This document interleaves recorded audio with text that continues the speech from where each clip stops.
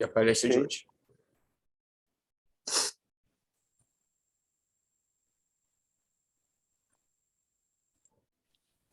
Vai lá, Jefferson. Estamos aí, boa noite a todos, bem-vindos.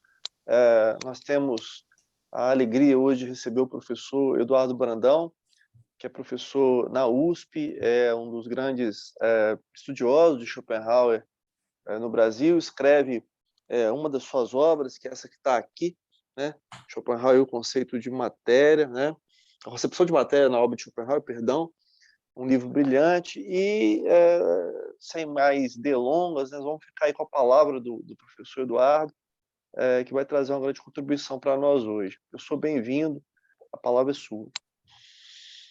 Em primeiro lugar, eu queria agradecer, né, a vocês, ao Jefferson, ao Nupen, pelo convite, né, que foi uma alegria para mim aí poder vir falar aí online para vocês, né?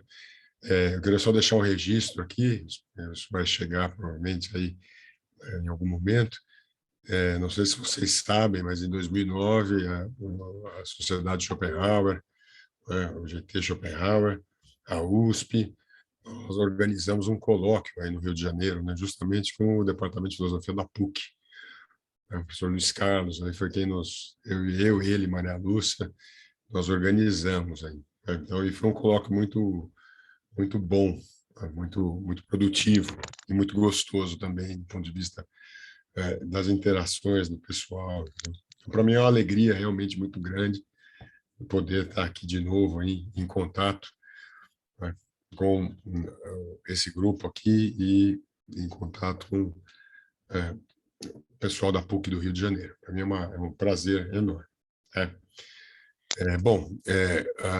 O título da minha fala hoje, da minha comunicação, vocês me desculpem aí que as pessoas estão me ouvindo, vocês estão percebendo que eu estou rouco, né? Mas, enfim, são coisas da vida, tá? Eu vou tratar hoje de um tema, né, que é um tema bastante importante no interior do pensamento de Schopenhauer, que são as relações que Schopenhauer tem com o materialismo, né? E aqui a minha intenção é fazer uma rápida, uma abordagem de aspectos teóricos, mais rápida, para tentar localizar a leitura que eu faço do tema e depois enxergar alguns desdobramentos práticos dessa questão, não só no pensamento de Schopenhauer, mas sobretudo nas leituras que foram feitas de Schopenhauer. Então, particularmente, eu vou fazer aqui, a hora que eu começar a falar desses desdobramentos práticos, fazer algumas menções aqui a um texto, que é um texto que tem uma influência bastante considerável na tradição de pesquisa de Schopenhauer sobre o tema, que é o texto do Alfred Schmitt, que é esse que eu coloquei aqui na tela, né, que eu estou compartilhando, então vocês estão vendo aqui, né, esse texto aqui, Schopenhauer e o materialismo, né, Schopenhauer, onde der materialismos, né, que vocês encontram facilmente disponível aí na Universidade de Mainz. Isso saiu, acho que me conste pela primeira vez, não sei se for no Schopenhauer Arbusch, agora não me conste direito, né? Mas enfim, é um texto aí que já tem um tempo, né? Mas ele é emblemático, sobretudo para pensar em desdobramentos práticos dessa relação de Schopenhauer com o materialismo, né? Desdobramentos esses que são, sobretudo, também relacionados à leitura que Horkheimer faz de Schopenhauer, tá? Então, a minha fala vai ter, então, duas partes, né? A primeira parte, onde eu vou tentar chamar, como eu disse, a atenção para alguns aspectos teóricos desse tema, né? Daí eu vou tentar ser bastante conciso, à medida do possível, em relação a isso, e depois uma segunda parte da minha fala, onde eu buscarei aí pensar alguns desdobramentos práticos dessa relação que o Schopenhauer estabelece com o materialismo, tá? Bom, então, de início, eu vou começar indicando para vocês que, como eu disse a vocês, esse tema, né, é um tema bastante estudado e trabalhado na pesquisa sobre Schopenhauer, né, e ele ocupa, né, um lugar que é bastante importante no interior da filosofia schopenhaueriana e da metafísica da vontade de Schopenhauer. Né? Esse tema, ele, além de importante, ele causa muita dificuldade entre os comentadores, né?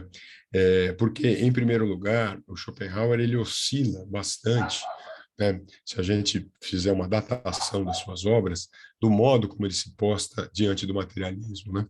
Quer dizer, o materialismo é um tema não só do Schopenhauer, mas um tema de todo o século XIX, não só do século XIX, é um tema da filosofia desde os gregos, né?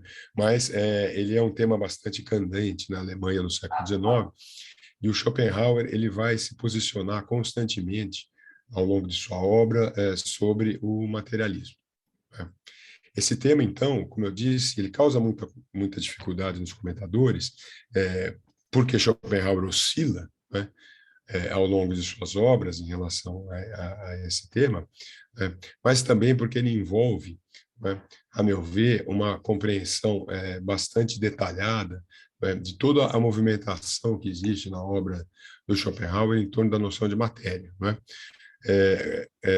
Bom, o Jefferson aí, a gente conversando antes do início aqui da transmissão, né, lembrou aí, né, eu escrevi um livro, né, sobre a concepção de matéria em Schopenhauer. Então, essa primeira parte, boa parte do que eu vou falar aqui, já está ali presente no livro, então eu não vou me deter muito justamente por isso. Quem quiser aí pode ir até o livro para verificar aí com mais detalhes, né, isso que eu vou indicar aqui no começo. Tá? Bom, primeiro, então, eu vou indicar como é que funciona, em linhas gerais, aí, essa oscilação que aparece do Schopenhauer em relação ao materialismo, né, em suas obras. Né? Bom, no começo, né, quando eu digo no começo, né, eu penso principalmente no Mundo como Vontade de Representação, no volume 1, da sua primeira publicação, ali em 1819, o Schopenhauer tem pelo menos uma passagem que é bastante conhecida, que está ali no parágrafo 7, mais ou menos, e nessa passagem, o teor crítico do Schopenhauer em relação ao materialismo é bastante marcado. Né?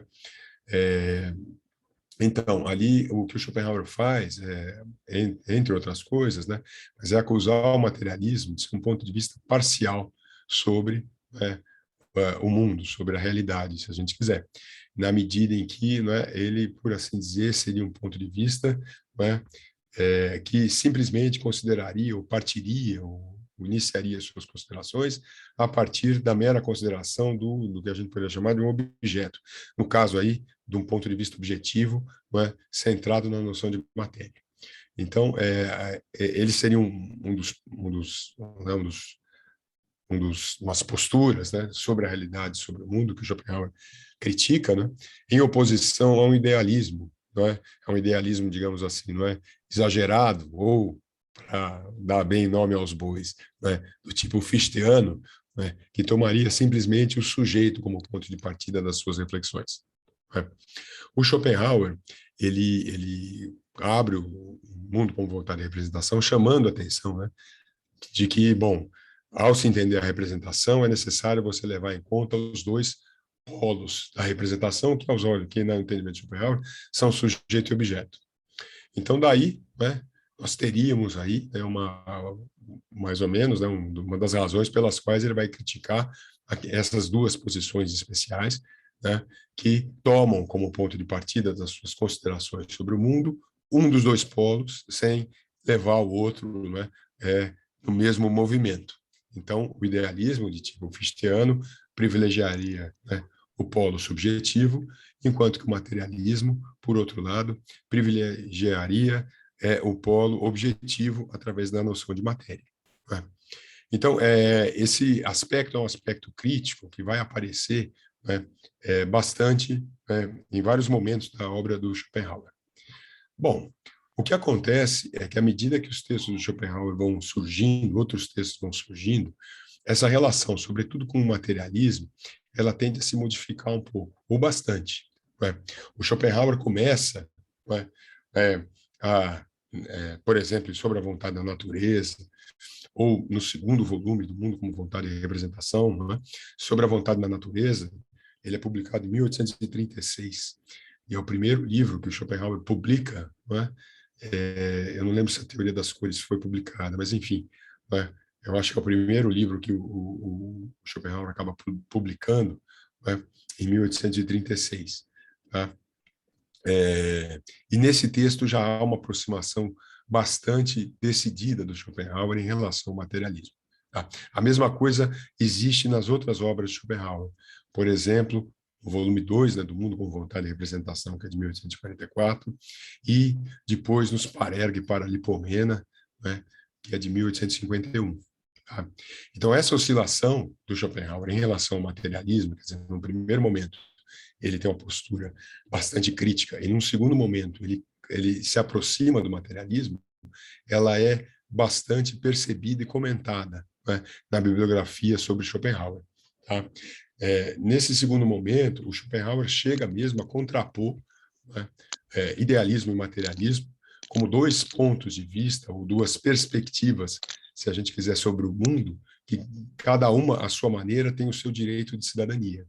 Então, no limite, o que o Schopenhauer faz ali é colocar na segunda, nesses textos aí posteriores, aí de 1836 para frente, né, o idealismo e o materialismo numa espécie de correlação. Né?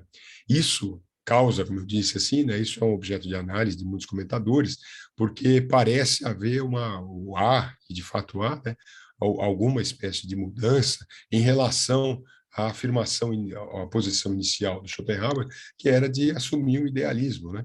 Ainda que não, é claro que não de cunho fichtiano, né? O idealismo que se inspira mais em Kant, né? Poderíamos dizer assim, né? Mas, de qualquer maneira, nesse primeiro momento, aí, particularmente na primeira edição do Mundo com Vontade e Representação, que sai em 1819, vamos me referir só a ela, o Schopenhauer coloca o materialismo como uma posição a ser criticada. E depois ele vai se aproximar desse materialismo e vai colocar idealismo e materialismo como dois pontos de vista que, né, cada um, como eu disse, à sua maneira, tem o seu direito de cidadania. Tá? Isso é um tema que aparece, como eu disse a vocês, bastante sobre a vontade da natureza e aparece de um modo bastante claro nos complementos do Mundo como Vontade e Representação e também nos Parerga e Paralipomena. Tá? Então, esse ponto é um ponto que, como eu disse, os comentadores, né, sempre se debruçam sobre ele, né, e tentam entendê-lo, cada um à sua maneira. Eu aqui, então, vou apresentar aqui, né, em linhas bastante gerais e resumidas, a leitura que eu faço desse movimento de Schopenhauer. Né? Esse movimento de Schopenhauer, que é um movimento de aproximação do materialismo, ele, a meu ver, ele tem algumas, vamos dizer assim, algumas características aí que boa parte desses comentadores, né, particularmente o Alfred Schmidt, ao qual eu me referi, não levam em consideração, ou não enxergam, ou não trabalham com isso. Tá? Então, eu diria que essa aproximação com o materialismo, ela é, digamos assim, também estabelecida no interior da filosofia do Schopenhauer a partir de certas considerações que ele vai fazer na sua teoria da representação, né? Particularmente em torno da noção de matéria. Né? Quer dizer, a gente consegue entender o que significou essa mudança de posição do Schopenhauer em relação ao materialismo, quando a gente consegue perceber também o que ele, né, mudou, a maneira como ele começou a se comportar de uma maneira diferente no interior da sua teoria da representação e particularmente no interior, particularmente no que diz respeito à sua concepção de matéria. Então, essa me parece ser uma chave principal de leitura para entender essa mudança de postura do Schopenhauer. Tá? A gente poderia entender essa mudança de postura do Schopenhauer por vários vieses, né? Tanto a uma espécie, né, digamos assim, de esforço que ele faz de deixar, né, a teoria da representação dele mais coerente, ou mais desenvolvida, né? Quanto também, e esse ponto é o ponto que eu vou chamar a atenção aqui, quanto ao fato de que o Schopenhauer ele tem uma expectativa, ou tem uma expectativa, uma aposta, né, de que a filosofia dele, a metafísica dele, vai ser confirmada pelas ciências empíricas, né? Então, isso é um ponto que é bastante importante, que ajuda a gente a entender, né, o porquê que o Schopenhauer também acaba realizando no interior da sua filosofia um movimento de aproximação com o materialismo, não é? E que tem consequências bastante grandes para o entendimento do que seja a sua metafísica, não é? E dos desdobramentos práticos da sua filosofia, que é onde eu quero chegar. Tá? Então, o Schopenhauer, ele se vangloria disso, né? Esse livro ao qual eu me referi, né, agora há pouco, que é o Sobre a Vontade na Natureza, né, que é publicado antes do segundo volume do Mundo como Vontade e Representação, esse livro é um testemunho, né, dessa postura do Schopenhauer, né, de se orgulhar no limite, né, de indicar que as ciências, né, empíricas, as ciências naturais, né, várias, né, dessas ciências, né, na figura de alguns pensadores específicos, né, confirmariam a sua metafísica. Né? Então, no Sobre a Vontade da Natureza, é um livro onde o Schopenhauer começa a mostrar isso. Né? Então, qual é mais ou menos o procedimento em linhas gerais? Ele vai até alguns cientistas, por exemplo, Cabanes, Bichat, o Herschel, né, para citar 3 nomes aqui que me ocorrem, né, e mostra como, né, esses autores, eles teriam, cada um à sua maneira, mais ou menos aí, né, confirmado a metafísica da vontade de Schopenhauer. Tá? Então, desse ponto de vista, né, esse movimento do Schopenhauer no interior da obra dele é um movimento que nos ajuda a entender, uma das razões, não é a única, mas uma das razões pelas quais, né, ele se motivaria, no fim das contas, a fazer essa aproximação com o materialismo. Não é?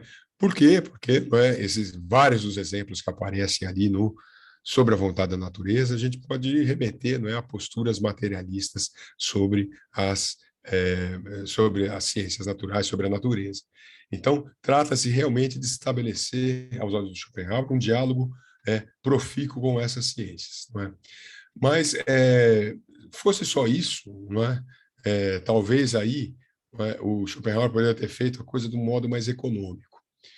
Mas, na verdade, o que parece haver no interior da filosofia do Schopenhauer, parece, não, meu ver, né? É realmente uma tentativa de você fazer uma espécie assim, de incorporação, né, dessa perspectiva materialista no interior da perspectiva idealista de Schopenhauer. Então, trata-se realmente de você abrir, de fato, né, um caminho de reflexão a partir do qual o materialismo possa ser entendido no interior da perspectiva de Schopenhauer como um procedimento, como um modo de vida, uma perspectiva, um olhar sobre a realidade, sobre o mundo, sobre a realidade empírica, que é um procedimento aceitável. Então, boa parte do esforço, não é? Ou a gente pode entender uma boa parte do esforço que o Schopenhauer faz nesse sentido, não é? Através da maneira como ele vai, dentro desse quadro, tentar entender a noção de matéria. Não é? E por que isso ajuda a gente a entender? Né? Pelo seguinte, na verdade, não é o ponto nuclear, né, o ponto central aos olhos de Schopenhauer, né, desse tipo de materialismo com o qual ele está tentando estabelecer um diálogo, é justamente a maneira como eles entendem a noção de matéria. Né? Tá? Então, trata-se, assim, na verdade, de chegar até essa maneira, né, e, por assim dizer, como que corrigi-la, ou melhor, mostrar aí, no interior dessa perspectiva materialista, como ela, no fundo, se desconhece a si mesma. Não é? Então, vamos tentar explicar isso. Tá? Bom, como eu já mencionei aqui agora no início, né, ali no começo do Mundo com Vontade e Representação, o Schopenhauer vai acusar o materialismo, né, de ser um tipo de perspectiva, né, postura crítica que ele tem, né, de simplesmente considerar, né, na realidade empírica, no mundo, na representação, o polo objetivo através da noção de matéria. Ou seja, usando uma expressão do próprio Schopenhauer, o Schopenhauer vai dizer o seguinte: o Schopenhauer vai dizer que o materialismo é uma forma de vida, uma forma de encarar a realidade que se esquece do sujeito nos seus cálculos. Né? Então, qual que é a questão que está em jogo aí para o Schopenhauer? O que está em jogo para o Schopenhauer é o fato de que, na perspectiva materialista, você tem simplesmente ali a consideração de uma matéria que existiria de uma forma ou de outra, de um modo completamente independente da existência de qualquer sujeito. Né? Então, seria simplesmente o materialismo teria uma expectativa, né, de tentar lidar com a matéria dessa forma. Como se ali não houvesse, na própria tratamento, na própria consideração da noção de matéria, o trabalho de sujeito algum, um sujeito epistemológico algum, um sujeito representativo algum. Mas simplesmente, né, o materialismo dentro desse quadro, ele trataria da matéria como se a matéria fosse um dado, ou um conceito evidente por si mesmo, é algo que, não é, a gente consegue entender sem fazer intervir nesse entendimento a presença de um sujeito e, para ser mais específico, de uma subjetividade que, não é, fosse relacionada à elaboração dessa noção de matéria. Não é? Se essa era a crítica original, quando Schopenhauer vai, depois aí de 1836 para frente, voltar a lidar com a noção de matéria, né, fazer alguns desdobramentos em torno dela, né, a meu ver, o objetivo principal, um dos objetivos, né, não principal não, um dos, eu dizer que é o principal não, mas um dos objetivos que Schopenhauer tem é justamente construir uma noção de matéria que sirva ao materialismo, que possa, por assim dizer, ser oferecida, não é, como a noção de matéria do materialismo, e que, ao mesmo tempo, não é, tenha, não é, em si, implícita ou necessariamente implicada, não é, a sua correlação necessária com uma subjetividade. Não é?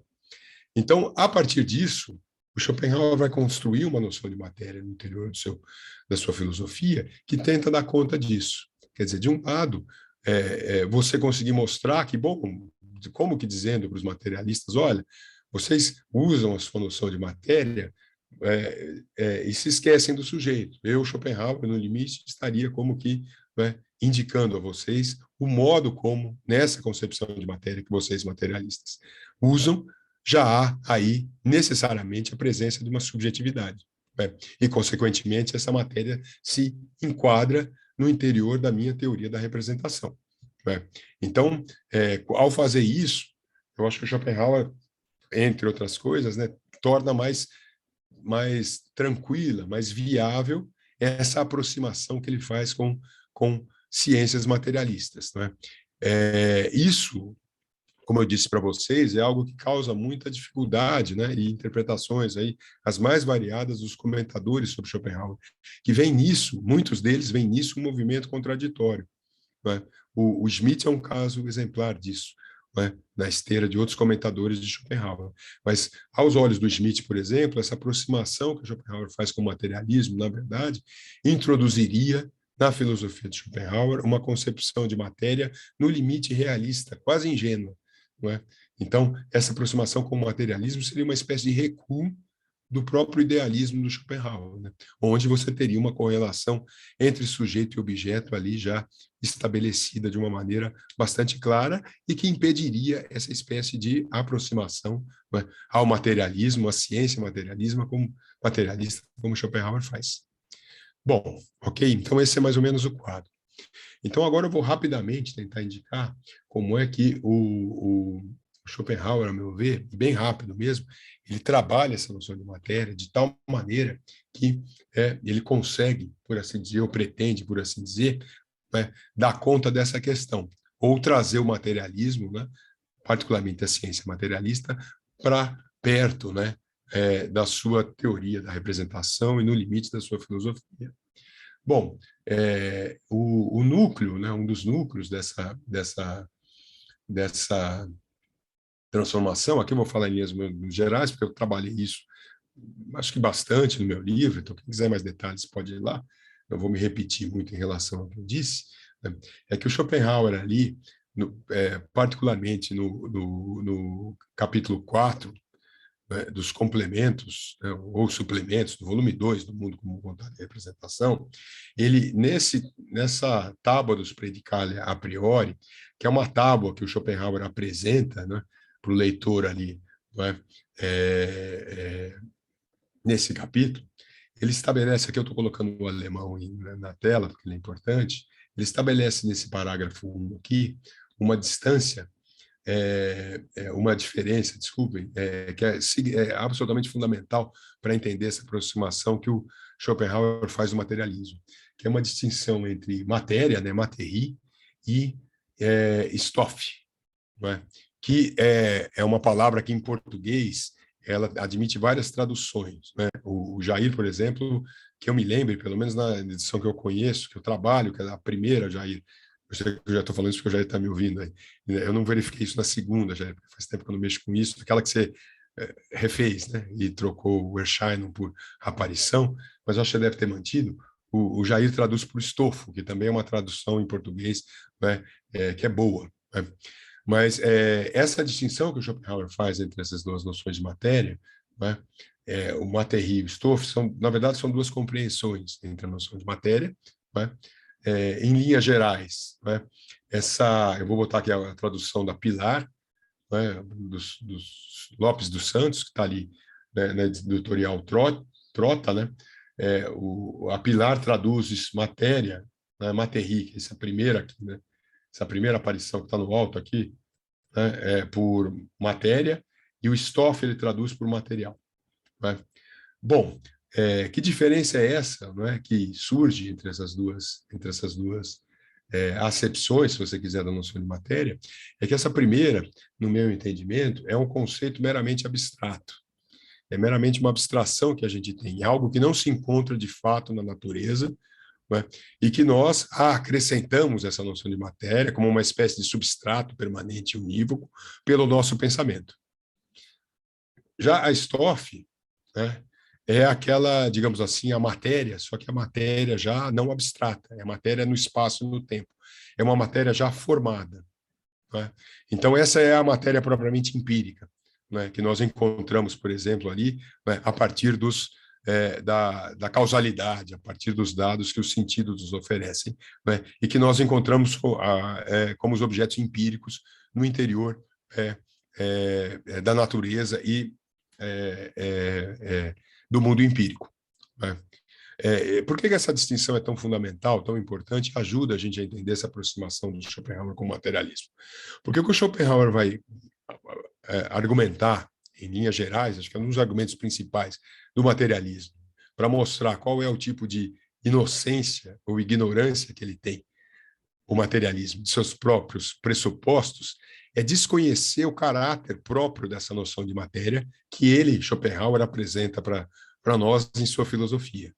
Quer dizer, os materialistas, quando vão para a natureza e pensam ali em uma matéria, né, como uma espécie de substrato única e existente, o que eles não conseguem perceber, e é isso que Schopenhauer está apontando para eles, é que, de fato, essa matéria única, essa Herum matéria, essa matéria que fica, né, Herum natura, essa matéria de todas as coisas, né, na verdade, isso é algo que é acrescentado pelo pensamento. Ou seja, isso é algo que se deve a uma ação de uma subjetividade.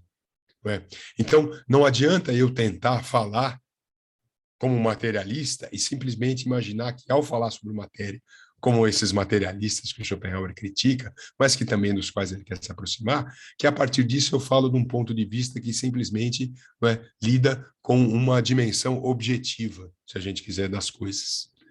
Ao nomear, ao utilizar essa matéria, no fim das contas, e necessariamente aos olhos de Schopenhauer, já está envolvido nessa operação a presença de uma subjetividade, que é o lugar, o lugar de onde surge essa noção de matéria. Em contrapartida, o que os materialistas, na verdade, a matéria com a qual eles lidam, de fato, é essa matéria, essa Stoff, né? Essa matéria empírica, se vocês quiserem, no espaço e no tempo e na causalidade. Não é? Ela também depende da subjetividade. Não é? Ela não existe antes ou independentemente da ação de um sujeito. Né?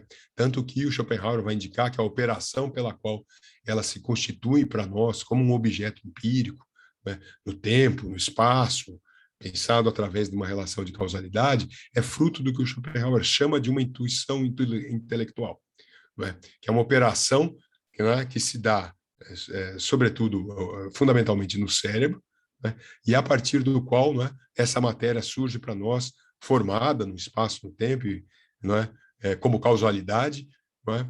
E que surge para nós como matéria empírica.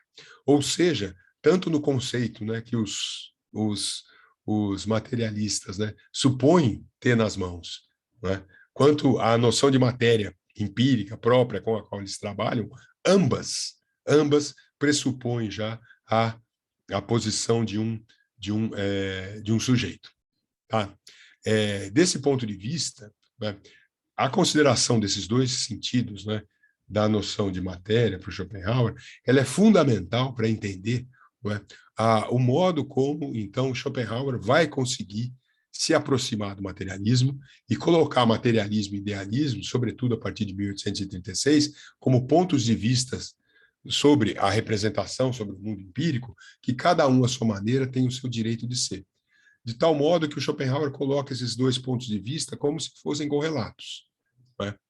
Bom, essa compreensão ela é fundamental porque ela mostra, né, que o Schopenhauer olha para os materialistas, tenta se, né, digamos assim, não jogar a criança fora com a água do banho, né? Ou seja, pode reter, né, aquilo que, por exemplo, nas ciências, né, materialistas, ou que há de materialismo nas ciências, você pode reter aquilo no interior das considerações do próprio Schopenhauer, sem simplesmente ter que descartá-las como equívocos epistemológicos.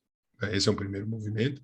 E o segundo movimento que se anuncia aí, eu acho, é que o Schopenhauer consegue fazer isso de uma tal maneira em que ele consegue introduzir aí a noção de matéria, né,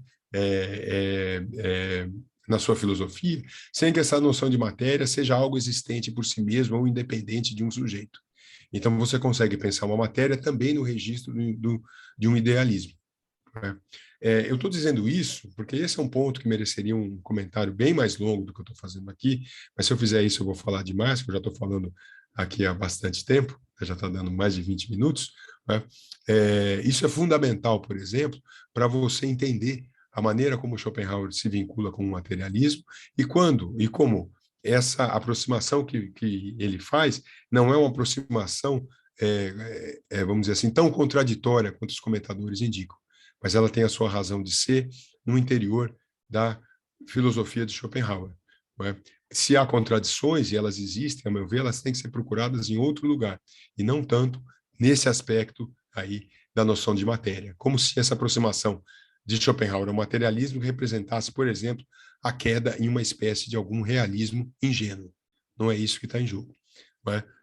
Na verdade, você mostra que esse idealismo, esse realismo ingênuo, que seria de um materialismo que desconhece os seus pressupostos, digamos, subjetivos, né?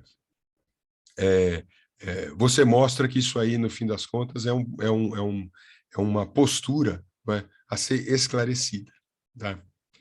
Desse ponto de vista, eu caracterizei, né, quando eu escrevi o livro sobre Schopenhauer, né, que, considerando isso, nós podemos pensar que a posição do Schopenhauer em relação a isso é uma posição, né, que a gente chama de um ideal materialismo. Por que um ideal materialismo? Porque, vamos dizer assim, no fundamental, ou na parte, né, determinante, na parte mais importante, o Schopenhauer permanece um idealista, mas um idealista que consegue pensar o materialismo nesse movimento.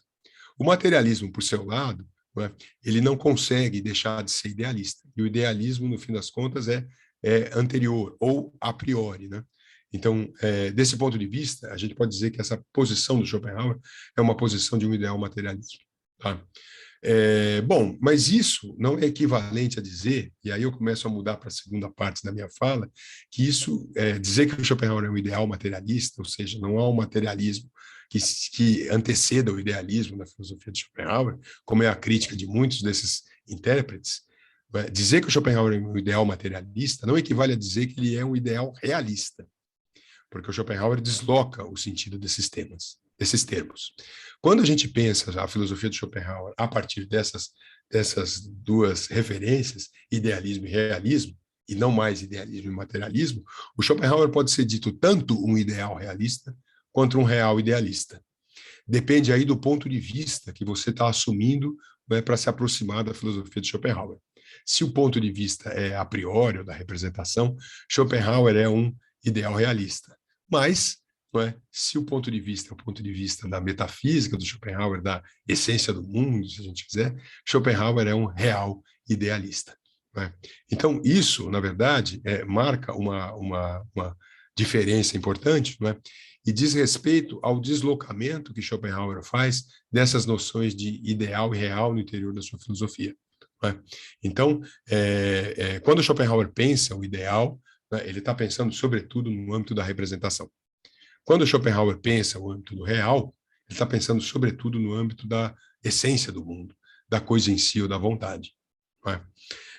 Então, isso, de maneira alguma, é equivalente a chamar o Schopenhauer de um ideal materialista. Porque aquela matéria do materialismo, no limite, ela é pensada em Schopenhauer a partir da representação, ou seja, a partir do ideal. Mas, no entanto, o fato de que a filosofia do Schopenhauer é um ideal realismo, ou seja, para a sua noção de representação, existe uma essência, uma realidade, né, com R maiúsculo, uma Realität, se a gente fosse usar o alemão aqui, né, que justamente ela é a essência do mundo e, como tal, a gente tem que dizer, né, isso é o que o Schopenhauer indica, ela, por assim dizer, ela assume a preponderância, né? Ela é aquilo que é o mais importante quando eu considero o mundo como vontade de representação. Então, desse ponto de vista, né, existe aí, né, uma precedência que a gente pode chamar, né, de ontológica, eu acho que esse é um termo que daria para a gente pensar, né, do real sobre o ideal em Schopenhauer. Né? E aí, essa parcela do real, ela vai ser associada à essência do mundo, que Schopenhauer, né, o Schopenhauer não sabe isso, né, associa a coisa em si kantiana. Bom, como é que a gente junta, então, isso que eu acabei de falar, com as relações de Schopenhauer com o materialismo e pensa a partir disso, né, as implicações ou desdobramentos práticos dessa relação que Schopenhauer tem com o materialismo?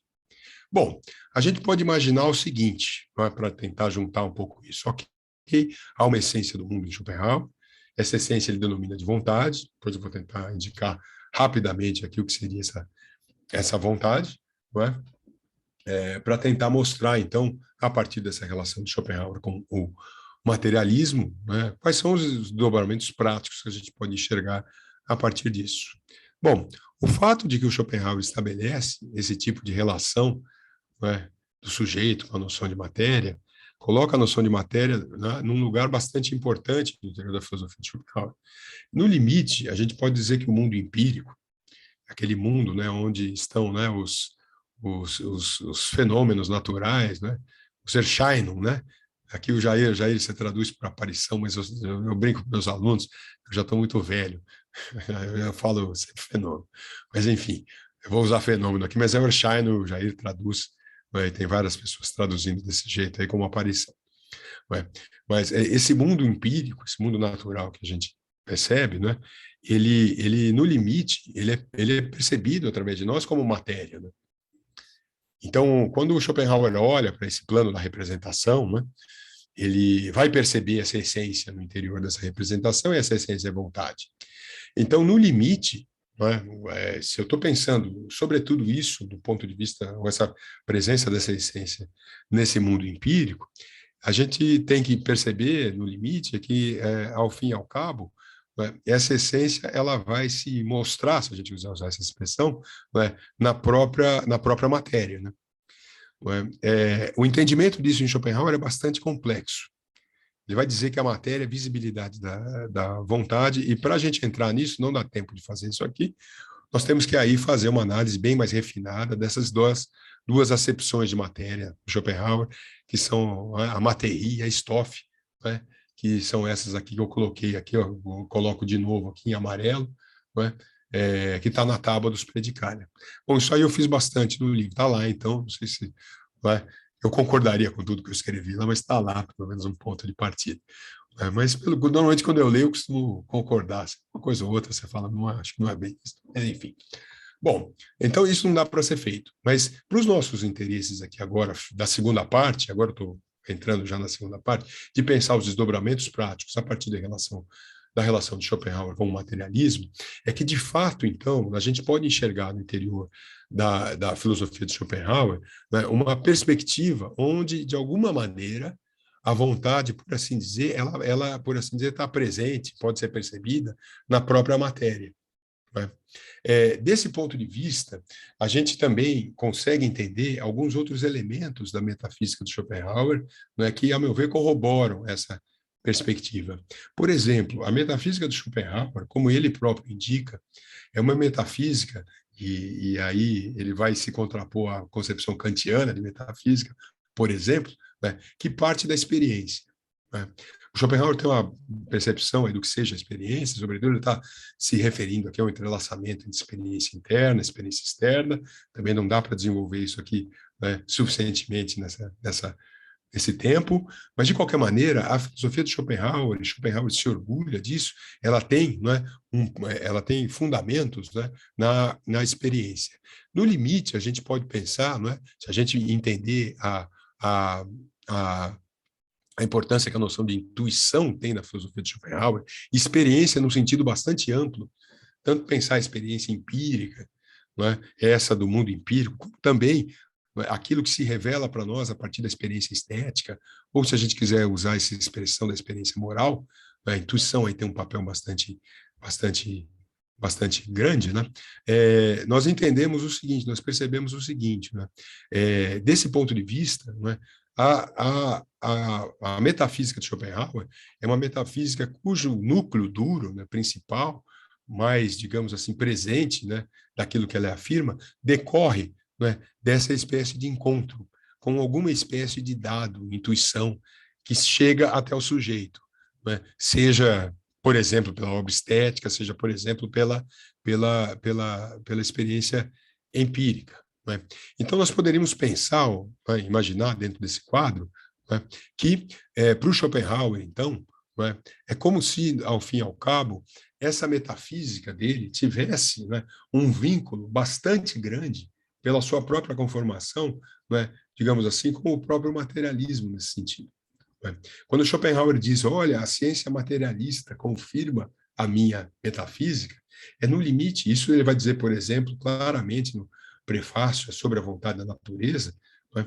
Porque no limite o que ele está percebendo é o seguinte, quando eu olho, né, para essa matéria, quando eu percebo, quando eu analiso essa matéria, né, ao fim e ao cabo, para entendê-la, entender tudo aquilo que se passa, né, digamos assim, nela, né, é necessário que eu faça ou que eu percorra o caminho da minha metafísica. Então, é como se a metafísica do Schopenhauer, no fim das contas, tivesse aí, né, uma forte aí conexão, ela tem uma forte conexão com o materialismo. Então, ela é, de fato, né, a gente pode pensar aí, no fim das contas, pode até chegar a imaginar que alguns aspectos dessa metafísica do Schopenhauer podem ser pensados como aspectos, assim, fortemente ligados ao materialismo. Tá? Isso faz com que, então, né, eu acho que desse ponto de vista, né, a gente entende por que, né, vários intérpretes desses aí, né, que lidam com a questão do materialismo de Schopenhauer acabam chamando a atenção para esse ponto. Ou seja, não é, a despeito das dificuldades teóricas que eles enxergam nessa aproximação de Schopenhauer com o materialismo, existe de fato aí uma presença, não é, bastante forte do materialismo no interior da sua própria metafísica, né? Essa leitura é uma leitura que tem muita força entre os alemães. Por exemplo, né, o exemplo talvez mais importante dessa tradição é o próprio Horkheimer, né? E o Schmitt, que é esse aqui que, né, eu vou comentar aqui de uma maneira um pouco mais rápida com vocês aqui, né, também reconhece no interior da filosofia do Schopenhauer. Ou seja, na filosofia de Schopenhauer há uma relação assumida, problemática que seja, eu acho que nem tanto como Schmitt indica, mas, né, que tem aí as suas dificuldades, né, com o materialismo, né? Isso faz com que boa parte, né, ou uma parte, segundo esses intérpretes, dessas considerações que eclodem da metafísica do Schopenhauer, não é, sejam considerados como exemplos de uma análise materialista, se vocês quiserem, da realidade, né? E que ponto é o ponto, normalmente, que vem à tona no interior dessas análises, né? O ponto que vem à tona nessas análises, quem conhece Schopenhauer sabe, não estou falando nenhuma grande novidade, né, é que, sobretudo, o que ressalta desse tipo de postura, digamos, materialista da filosofia de Schopenhauer é o atestado, ou o fato de que o Schopenhauer atesta, né, de uma maneira bastante significativa, não é? O aspecto, digamos, terrível da existência. Não é? É como se, olhando para essa matéria no limite, não é? Para essa experiência empírica, para o mundo, para a vida dos homens, não é? Para a vida em sociedade dos homens, né? Você atestasse ali, não é? Ou conseguisse ver, ou percebesse, a partir dessa metafísica, não é? Essa existência, né? Essa representação, né? Como algo que é, no fim das contas, né? Uma espécie de manifestação, né? Uma espécie de aparição, fenômeno, né? Dessa vontade. E como tal, ela nos mostraria, nos revelaria, né? Os aspectos terríveis dessa essência, né? Dessa vontade. Quando Schopenhauer entende essa vontade como essência de mundo, o Schopenhaueriano sabe, né, do que eu estou falando, ele a caracteriza com os traços mais terríveis, né? Quer dizer, ela é uma disputa, né, incessante, né? Ela é um querer incessante, né? Ela é uma luta sem trégua, sem telos, sem finalidade, né? E o resultado disso, resumindo, né, é a percepção schopenhaueriana de que a vida, ao fim e ao cabo, no fundamental, ela é dor e sofrimento, né? E isso ocorreria justamente, né, desse olhar que a filosofia de Schopenhauer lança, né, para, se a gente quiser, para esse aspecto, né, ou para essa dimensão que esses comentadores, até onde eu percebo, entendem nessa direção, para essa dimensão materialista da filosofia de Schopenhauer. Né? Então, a partir daí, você teria, né, uma percepção no interior da filosofia de Schopenhauer, né, de um pessimismo, né, de um pessimismo que decorreria no limite disso que o Schopenhauer observa, né, na representação empírica, no limite na matéria mesmo, né, naquilo que constitui aí o mundo empírico, né, cuja essência seria essa vontade, e que, porque terrível, porque esse querer incessante, não é? Porque esse querer que não que é uma disputa, uma discórdia de si consigo mesmo, né? O resultado disso é você perceber aí um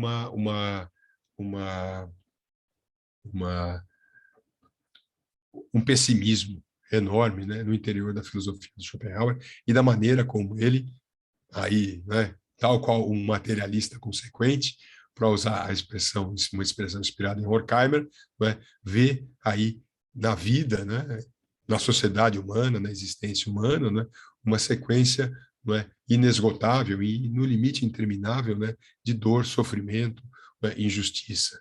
Tá? Então, desse ponto de vista, né, esses autores aí, né, que enquadram ou que colocam o Schopenhauer no interior, né, de uma corrente materialista, né, o Alfred Schmidt chega a considerar, a partir de Adorno e Horkheimer, nesse texto, o Schopenhauer como uma espécie de fundador do materialismo histórico, é a posição dele, né? Tá? Esses autores veem o Schopenhauer, então, com uma postura, né, que, desse ponto de vista, se assemelha, em vários aspectos, à postura de outros materialistas. Por exemplo, o Schmidt vai apresentar aí, vai contrapor isso às posições, né, de Engels e Marx, por exemplo. Tá? Bom, para encerrar aqui, né, porque eu já estou, daqui a pouco a gente vai dar meus 40 minutos, 40 e poucos minutos, né, é preciso observar também o seguinte, né, se há, e a meu ver é pertinente, né, do ponto de vista, sobretudo, desses desdobramentos, né, enxergar paralelos, né, entre a posição do Schopenhauer na sua relação com o materialismo e outros materialistas, né, como fazem, né, o Schmidt, como faz, né, de uma maneira que varia muito ao longo da sua produção, o Horkheimer, não se pode perder também, né, vamos dizer assim, também o aspecto que os diferencia enormemente. Né? Então, vou tocar no que é fundamental, né, e com isso eu encerro aqui, né, a minha rápida fala aqui. Bom, se há, né, nesses autores, né, por exemplo, Marx e Engels, né, uma consideração, né, sobre o papel no interior do seu materialismo, o papel, né, que a praxis humana, no limite, tem, né, central e fundamental, né, digamos assim, nos desdobramentos, né, da própria existência humana, de tal maneira que é possível pensar, até onde eu entendo, né, numa espécie de transformação mais significativa, né, dessa existência. No caso de Schopenhauer e do seu materialismo, né, considerando que através dele, né, através da sua aproximação com esse materialismo, ele, Schopenhauer, né, ele também perceberia, né, no interior da existência humana, né, uma situação, né, que ele caracterizaria como pessimista. É preciso perceber que, dadas as características da filosofia de Schopenhauer, né, dadas as características da sua metafísica, Schopenhauer não vislumbra, até onde eu percebo, né, a possibilidade de uma transformação substancial dessa situação. Né? É claro que é possível pensar em Schopenhauer, né, a partir disso, né, alguns, digamos assim, alguns desdobramentos, né, que, né, poderiam aí implicar numa certa, digamos assim, transformação da situação, né, dos seres humanos da sua existência, né, mas que não seria, né, central, fundamental, ou, se a gente quiser, essencial, como talvez, né, nós pudéssemos pensar, né, numa transformação, para não usar esses termos, significativa, né, das relações humanas, né, a partir dos outros materialistas, os materialistas históricos propriamente ditos. Né? Não obstante isso, né, existe, né, uma tendência bastante grande na Alemanha e também em alguns, e aqui também na pesquisa Schopenhauer no Brasil, né, de a partir disso, né, a partir dessas considerações ou dessas leituras sobre Schopenhauer, você imaginar aí a possibilidade aí de pensar algumas ações práticas, né, a partir da maneira como Schopenhauer vê aí algumas, digamos assim, pelo menos eu diria, atenuações a essa situação aí terrível que ele vê no mundo, por exemplo, através da ideia de compaixão. Tá? Mas isso aí, se eu fosse entrar nisso, eu posso depois entrar nas perguntas, eu acredito que devam aparecer algumas questões sobre isso, né? Isso seria tema para uma outra fala. Tá? Então, aqui o que eu pretendi foi simplesmente chamar a atenção, né, para alguns aspectos teóricos aí da filosofia de Schopenhauer que mostram, né, que essa aproximação que ele faz ao materialismo, longe de ser problemática, ela é, em vários sentidos, sintomática e bastante trabalhada no interior da sua teoria das representações, né? E tem como função mesmo fazer uma acomodação, eu acho que mais tranquila, entre idealismo e materialismo na sua filosofia, sobretudo a partir aí de 1836, né? Pensando nas obras publicadas. Isso se dá antes, eu acho. Em 1829 você já pode falar nisso. Mas isso aparece, acho que já a partir de 1836. Né? De qualquer maneira, isso mostra que a aproximação é possível, é viável, é menos problemática do que, por exemplo, Alfred Schmitt indica no texto dele, né? E tem, de fato, seus desdobramentos práticos, né, que são bem conhecidos aí dos intérpretes de Schopenhauer. Né? Então, entender o Schopenhauer como um autor materialista, né, também materialista, não exclusivamente, mas também materialista, né? Eu indico aqui como um ideal materialista, né, mas você pode entendê-lo aí como alguém que também se aproxima do materialismo, é bastante pertinente, eu acho, dentro do quadro da filosofia dele, né, desde que se observem aí também os limites, né, desse materialismo, ou dessa aproximação ao materialismo. Bom, era isso aí, eu tentei fazer uma fala aí relativamente curta, espero que tenha ficado claro aí para vocês aí, o que eu estava tentando indicar aqui. Vocês devem ter percebido que não, né, os que conhecem Schopenhauer, não há nenhuma grande novidade no que eu falei aí, não é? É mais aí um ponto de partida aí para a gente discutir a filosofia de Schopenhauer. Então é isso. Obrigado mais uma vez ao Nupen pelo gentil convite. Eu cumprimento aqui mais uma vez aqui todos os participantes, né? E é isso. Obrigado aí.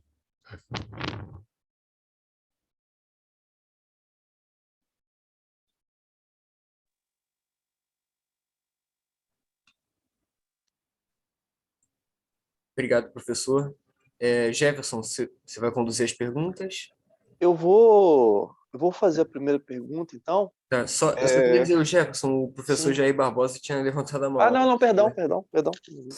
Aí a gente engata a sua logo depois. Sim. Mas pode ir, professor. Ô, Jefferson, se você quiser, pode Não, colocar a de tua questão, maneira depois nenhuma. eu entro aí na conversa. Não, professor, por favor. Tá. Bem, em primeiro lugar, parabéns, Eduardo. Nossa, aprendi bastante com a sua fala. Já conheço a tua pesquisa em torno da noção de matéria no conhecimento de Schopenhauer, mas confesso que me sinto um leigo no assunto, mas ultimamente tenho me interessado bastante pelo tema, e agora a tua fala brilhante realmente me esclareceu muitos pontos, né? Só uma observação, na verdade, eu estou traduzindo Erscheinung por aparência e não por aparição. O Giacoia, que na recente tradução da quadrúplice raiz do princípio de razão suficiente, é que traduziu por aparição. Desculpa. E eu considero aparição como sinônimo de fenômeno, porque eu acho que no interior do pensamento de Schopenhauer, o termo fenômeno tem um sentido bem específico, né? Significando irrupção da vontade no domínio do princípio de razão. É como nós, em português, falamos de aparição do Saci Pererê, aparição de uma assombração, ou seja, uma aparência extraordinária. Então, eu mudei fenômeno por a aparência. Eduardo, por que eu me interessei por esse tema da matéria? Estou até revisitando alguns textos e relendo aqui o teu livro, né? É porque tem uma passagem muito misteriosa para mim na Metafísica da Natureza do Schopenhauer, o segundo livro do Mundo como Vontade e como Representação, em que ele fala que as ideias, que são atos originários da vontade, né, elas, para aparecerem em indivíduos, antes precisam dominar outras ideias. É o que ele chama de assimilação por dominação, é o termo técnico dele, né? Ou seja, o organismo humano, na verdade, só aparece, os vegetais, os organismos em geral, porque antes uma ideia superior dominou outras ideias inferiores. Então, por exemplo, o corpo humano, ele só é possível porque a ideia, por exemplo, de Eduardo Brandão, antes dominou ideias mais básicas, como relacionadas à química, relacionadas às forças naturais, digamos assim. Por isso que o ser humano é um ser para a morte, porque, no final das contas, essas ideias mais primárias, elas têm um direito originário à matéria. Então, por isso que o ser humano é um ser para a morte, porque, no final, essas ideias originárias vão readquirir o direito de posse da matéria. Mas qual é a minha questão, Eduardo? Eu queria te ouvir. É porque isso eu não conseguia compreender direito isso, porque o conflito por matéria só faz sentido, como você bem observa, no domínio do Stoff, né? No domínio dessa matéria material. No mundo das ideias, na filosofia de Schopenhauer, você não tem esse conflito, porque é o mundo da eternidade, digamos assim. É o mundo atemporal, portanto, não submetido ao princípio de razão. Então, nunca compreendi isso. Agora, quando você pensa nessa questão da matéria, de uma matéria imaterial, aí daria para compreender melhor, digamos assim. Entende? Porque é um conflito, digamos, não do domínio do princípio de razão, é um conflito, digamos assim, da causalité no sentido abstrato. Então, de algum modo, vou concluir, estou me estendendo demais, tá? Quero só te ouvir. Qual é a minha provocação, Eduardo? Eu até selecionei uma passagem aqui do teu livro em que você faz uma aproximação na página 159, que se aproxima de matéria e ideia, né? No sentido de que elas são uma espécie de objeto em geral. O que me ocorreu é que talvez a gente pudesse pensar, a partir das premissas que o Schopenhauer nos oferece, que essa matéria, na verdade, seria sinônimo de música. Ou seja, quando Schopenhauer diz que, na metafísica da natureza dele, que essas ideias elas lutam para poder se objetivar, esse é um mundo atemporal, é um mundo exterior ao princípio de razão. Ora, se assim na verdade, dizer que as ideias lutam por matéria nesse mundo atemporal significa, na verdade, que elas estão lutando por sons para se tornarem aparências, ou seja, indivíduos que as representam. Resumindo, o que a gente poderia inferir da metafísica da natureza do Schopenhauer é que, na verdade, essa matéria imaterial, que é a matéria, ela é sinônimo de música, porque a música também é uma matéria imaterial quando o compositor compõe a sua sinfonia, por exemplo. Aí, depois, na execução musical, você teria o Stoff, ou seja, os sons propriamente ditos dos instrumentos. E a gente sabe que o Schopenhauer diz que a música é a linguagem direta da coisa em si. Então, a gente poderia perfeitamente dizer que, na verdade, a visibilidade da vontade ela se dá através da AMATI, ou, eu sei que isso pode parecer fantasioso, mas, logicamente, é uma experiência possível, a visibilidade da vontade se dá através da música. Por isso que, na audição musical, a fantasia pode refazer o processo de criação, digamos, do mundo, de posse da matéria pelas ideias. Ou seja, na verdade, as ideias elas lutam por sons, ou por essa matéria imaterial. Porque o som na composição musical do compositor é uma matéria imaterial. Já a execução musical é uma matéria material. Então, haveria um paralelo entre Materi e Stoff. Eu sei que isso pode parecer meio esquisito, Eduardo, mas é que o teu texto, digamos assim, relendo aqui, e nessa passagem que eu citei do teu livro, me abriu um caminho para compreender a metafísica da natureza de Schopenhauer, quando ele fala que as ideias lutam por matéria. Pô, mas não pode, ali não é domínio do princípio de razão. Então, é isso que eu queria te dizer, tá? Porque está me ajudando a compreender mais um pouco esse ponto enigmático da metafísica da natureza dele. A questão da música, né? Mas, enfim, é isso. Parabéns de novo pela tua fala, eu gostei muito, realmente. Está clara para mim a tua posição, você contextualizou, quer dizer, o Schopenhauer não é um materialista tosco, né? Ele até critica isso, né? Reduzir o mundo a choques e contra-choques. Não, tem uma complexidade aí que vocês abordam muito bem, torna isso muito claro para a gente e ajuda a gente a compreender melhor o Schopenhauer, né? Gostaria de te ouvir, tá? Eu sei que foi esquisito o que eu falei, mas, logicamente, são deduções a partir das premissas que o Schopenhauer está dando para a gente, tá? E a partir da tua fala também. Então, bom, primeiro, obrigado, Jair, pela pergunta, por ter ouvido. Primeiro, peço desculpa para você, Jair, porque você tem uma ideia, eu estou dando aula sobre Heidegger, Ser e Tempo, estou usando a tradução do Fausto Castilho, da Márcia, então aparece Erscheinung ali, eu nem lembro, mas aparição, aparência, e aí eu não lembrava exatamente qual era a sua tradução. Não é? Bom, eu vou, de fato, aí o Schopenhauer, só para fazer um rápido comentário, eu entro no núcleo da sua questão, ele está longe de ser um materialista tosco, e quando você olha aquela tábua dos Predicalia, ele põe lá a boa parte, como estabelecido a priori, boa parte das propriedades que os materialistas costumam enxergar na matéria, coesão, atração, está tudo lá, a priori. Então, ele incorpora o materialismo no idealismo dele. Bom, Jair, aí eu vou voltar ao núcleo da sua questão, que é a seguinte, olha, eu acho que o que existe, o que você pode pensar aí, interior na segunda, aí do segundo livro, e a música, é uma analogia.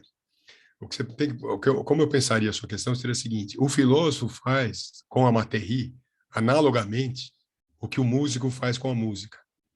É mais ou menos isso a relação. Porque o que acontece? Quando você pegou ali, você falou na dificuldade de entender a luta dos graus de objetivação da vontade pela posse de matéria, isso aí eu trabalhei bastante no meu livro, mas quando eu fiz o livro, eu não tinha isso tão claro como eu tenho hoje. Hoje está mais claro, mas é o seguinte, isso eu falo bastante no livro, a noção de ideia do Schopenhauer, ela não ela é construída num solo dúbio, né?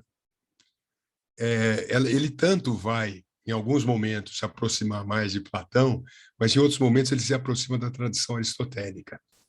No segundo livro, o que você tem, a meu ver, é a noção de ideia operando como forma substancial, ou seja, ela é atrelada à tradição aristotélica. Se você quiser pensar isso em termos schopenhauerianos, ao fim e ao cabo, o que você tem ali no segundo livro é a ideia pensada como espécie, ou seja, ela é o correlato temporal da ideia. É aquilo que está no capítulo 29 dos complementos. Daí, desse ponto de vista, e a meu ver, é a maneira como eu entendo, assim, isso eu trabalho bastante no livro, e por isso que eu vou por Aristóteles, pela tradição aristotélica, o modelo de metafísica que auxilia a gente, o que é eficaz para a gente entender a metafísica da natureza, é esse modelo neoplatônico e escolástico de uma tradição aristotélica. Isso eu trabalhei razoavelmente bastante no trabalho. Com isso, você consegue entender um pouco melhor a maneira como Schopenhauer pode imaginar uma luta de grau de objetivação pela vontade da vontade pela posse da matéria. Ou seja, não é a mesma ideia que você tem presente ali na obra de arte. Quer dizer, você tem, assim, pelo menos na leitura que eu faço de Schopenhauer, você tem que diferenciar a noção de ideia, não é? Dessa que aparece na obra de arte, que é a que o gênio nos proporciona, da ideia na medida em que ela surge no interior da natureza, enquanto grau de objetivação da vontade, gravidade, não é? Forças elétricas, etc. Tá? Então esse é o primeiro ponto. E aí eu poderia parar aqui, mas para não monopolizar muito a minha fala, eu poderia ficar falando aqui umas 2 horas para a gente pensar um pouco nessa noção de ideia. Que quando eu escrevi a tese, eu releio às vezes alguns trechos do livro, eu não tinha isso tão claro como eu tenho hoje. São alguns detalhes, mas hoje está mais claro para mim. Ali eu já tinha uma boa intuição, mas ainda faltavam alguns detalhes que quem me ensinou foi o Wagner, o Richard Wagner do Beethoven, porque criticando o Beethoven no Richard Wagner que eu fui entender melhor o que estava acontecendo ali no Schopenhauer. O Wagner não é tão bobo quanto eu achava que ele era. Ele é bem mais esperto do que para um compositor, então ele é muito esperto. Enfim, e por que eu disse que no fim, isso que acontece com a Materie é análogo ao que o músico faz? É pelo seguinte, pelo meu entendimento, pelo menos, Jair, a noção de Materie em Schopenhauer, ela é entendida como ens rationis, ela é um conceito, não é uma abstração. Então, ela tem um significado não é simples, mas é um significado, no fim das contas, de algo que se dá enquanto conceito. Não é? Então, é difícil você dizer, no fim das contas, né, que você teria uma espécie de disputa musical ali, ou que a Materie seria uma espécie de música ali. O que você pode pensar é uma analogia, gente. Uma analogia entre o que faz o compositor com a música e o que faz o filósofo com a Materie. O compositor com a música, não é? E você lembra do parágrafo 52, né? Os tons mais baixos, eles equivalem aos graus mais baixos de objetivação da vontade. Então, ali na música, você tem a música como uma visibilidade da vontade, onde se mostram esses graus mais baixos. Na metafísica natureza, não é? O filósofo vai descrever da maneira dele esse processo. Só que a maneira como o filósofo descreve isso é na linguagem. O músico usa a linguagem musical. Então, para ele, a visibilidade da vontade é a música. E é a melhor de todas, a gente sabe. É a mais direta. É aquela que é a própria linguagem da vontade, como Schopenhauer diz no 52. Quando você vai para a metafísica da natureza, quem faz a metafísica da natureza é o filósofo. É o filósofo que vai enxergar a matéria, o filósofo vai enxergar as ideias ali. Ali você não tem nem o gênio artístico operando ali. O discurso filosófico é que descreve isso. Então, quando ele indica a Materie como visibilidade da vontade, ele está indicando um conceito.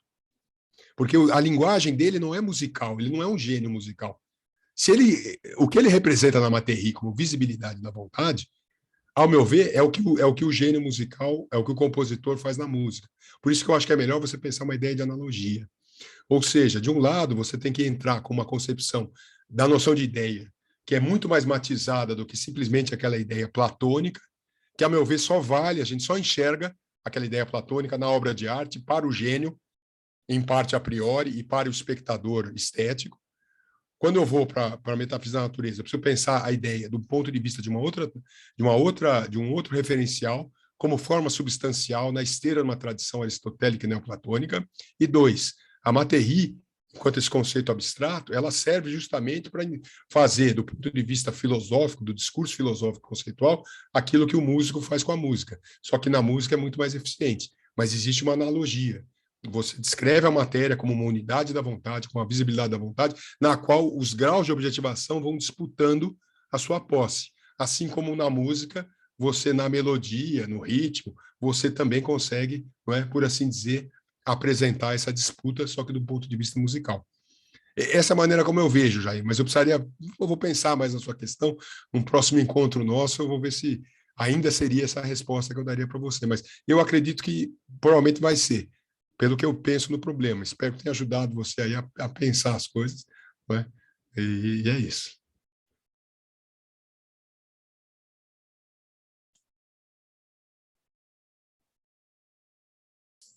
Jefferson, vai lá então.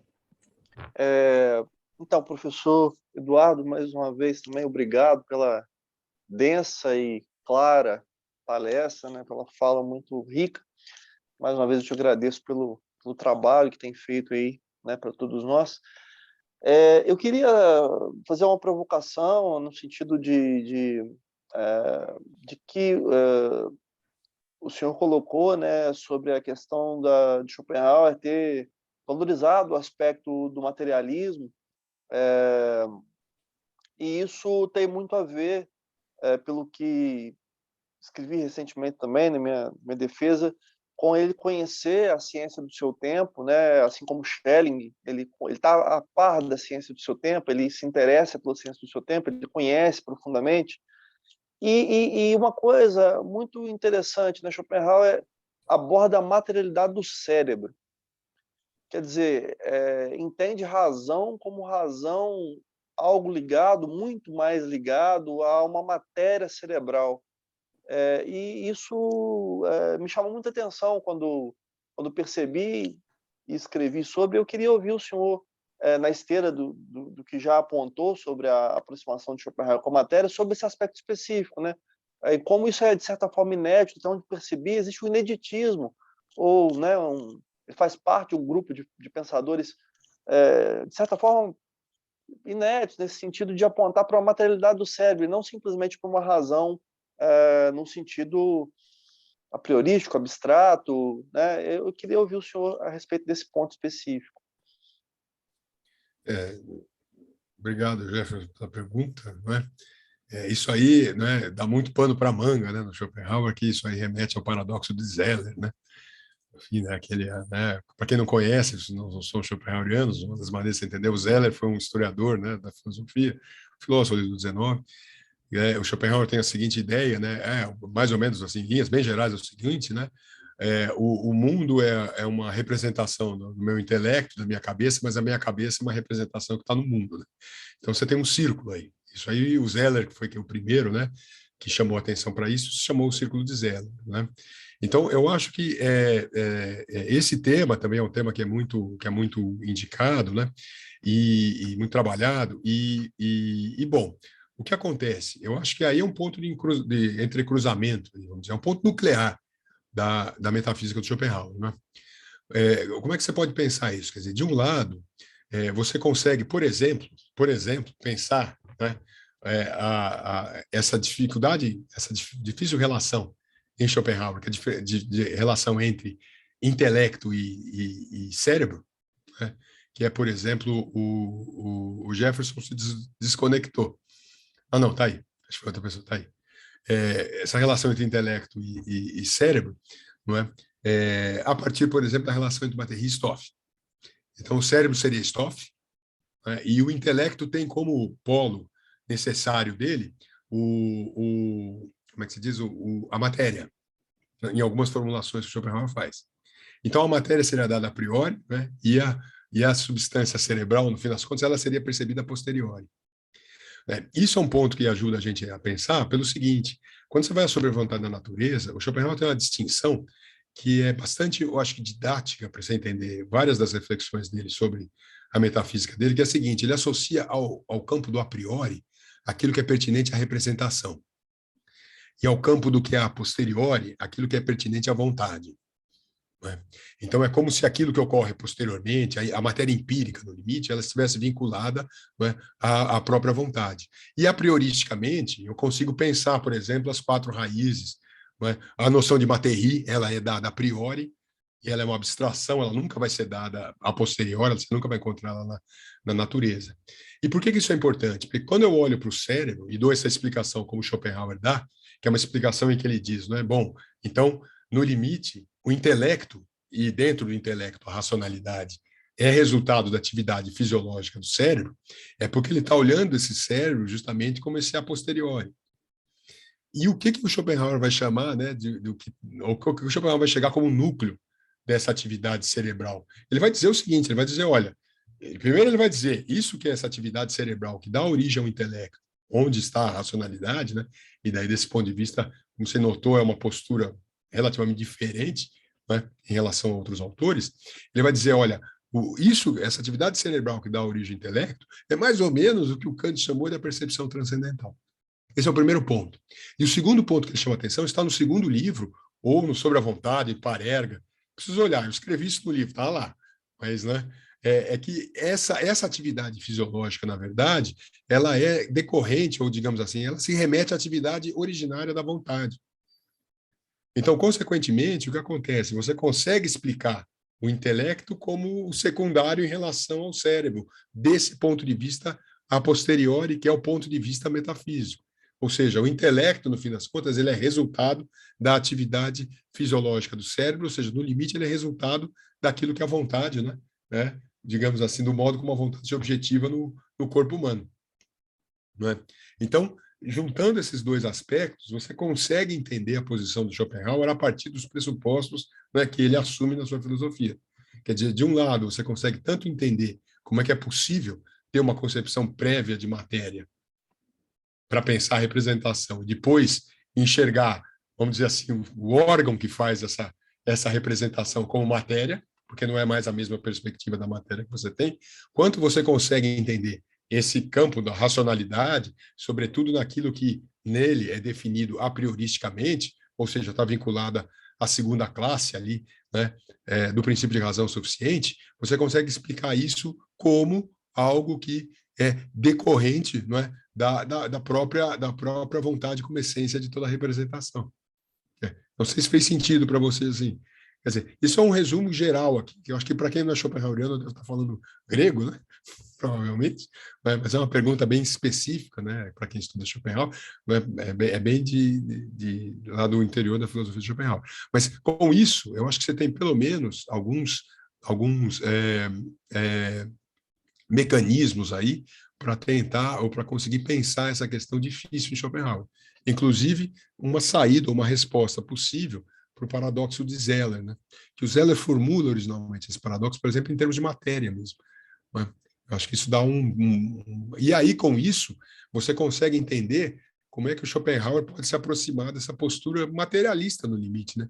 De entender a racionalidade como um resultado da atividade da massa cerebral, né? Da atividade cerebral, quase como se fosse uma espécie de neurociência aí, a elétrica, né? Quer dizer, olha, quase, né? Não chega a ser isso, mas o Schopenhauer está dizendo isso.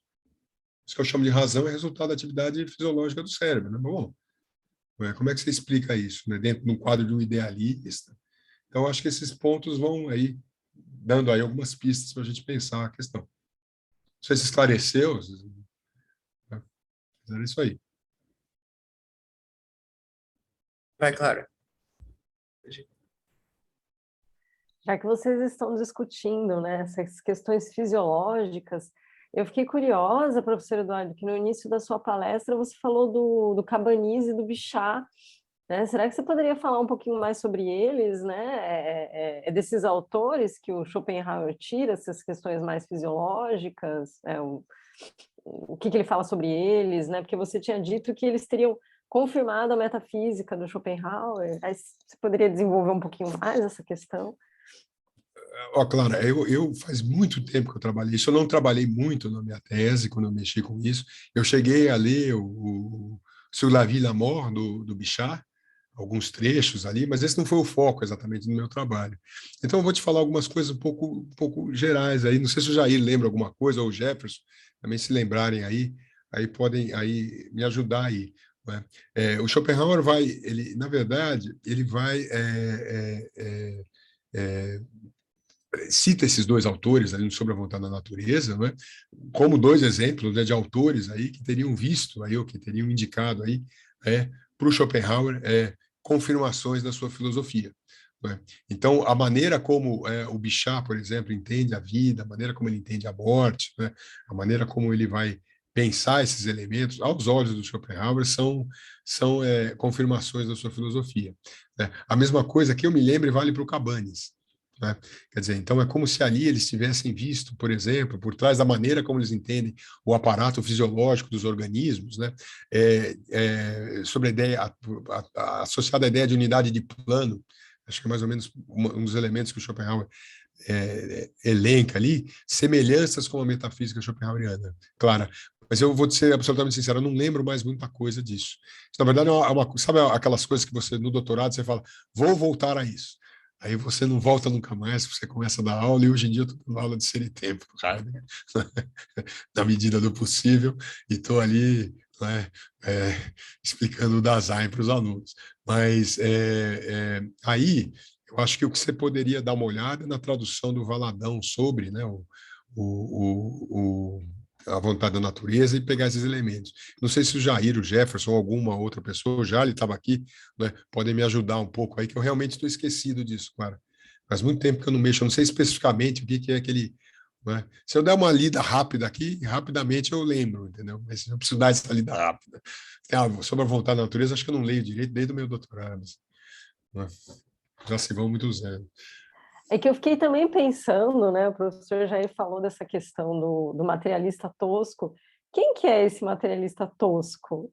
Ele cita os nomes, ele se refere Sim. a... Quais são os materialistas Vou te dar um aos exemplo, quais ele se refere? desculpa, um exemplo. Por exemplo, Louis Buchner, que tem o livro Kraft und Stoff.